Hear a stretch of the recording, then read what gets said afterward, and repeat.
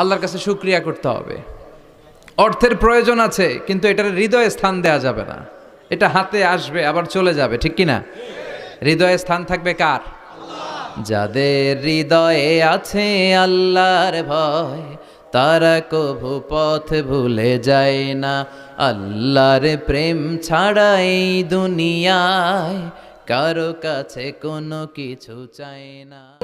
তোমরা সুন্দর কণ্ঠে, সুললিত কণ্ঠে সুর করে কোরআন পড়ো, সুন্দর করে পড়ো। অনেকে বলে, হুজুর আমার গলায় তো কোনো সুর নাই, আমি কি করবো? প্রত্যেকের গলায় কিছু না কিছু সুর আছে। বাথরুমের ভিতরে ঢুকলে বোঝা যায়, যখন কাপড় কাচতেছেন আর গান গাইতেছেন মনের অজান্তে, তখন সুর চলে আসে। কোরআন পড়ার সময় সুর বেরোয় না, না? যার যেরকম সুর ওইটাই আপনি সুন্দর করে পড়বেন। আরব শায়খরা যেই কণ্ঠে কোরআন পড়তেন, ওই কণ্ঠে আপনি সুর করে তেলাওয়াত করবেন। এবং সহিহ বুখারীর বর্ণনা বিষ্ণু ইসলাম বলেছেন, লাইসা মিন্না মান লাম ইয়াতাগান্না বিল কোরআন, যে কোরআনকে গুনগুনিয়ে সুর করে পড়ে না, সে আমার উম্মত নয়। ইসলাম সবাইকে মানুষ হিসেবে কনসিডার করে, কি হিসেবে?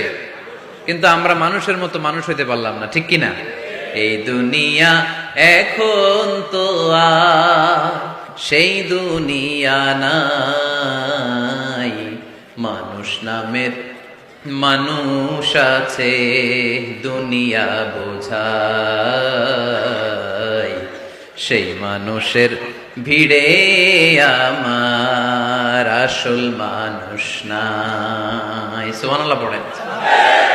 কোন হিন্দু ভাইকে যদি দেখি না খেয়ে মরে, আমার খাবার তার ঘরেও পৌঁছে যাবে, এটাই ইসলাম।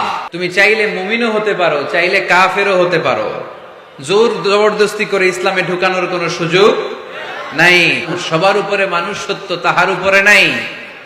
মানুষের মর্যাদা সব চাইতে বেশি। আপনি হিন্দু ভাইদের সাথে যখন কথা বলবেন, বলবেন যে আমাদের মানবতা সবচাইতে বেশি, অন্যের জন্য আমাদের দরদ সবচাইতে বেশি।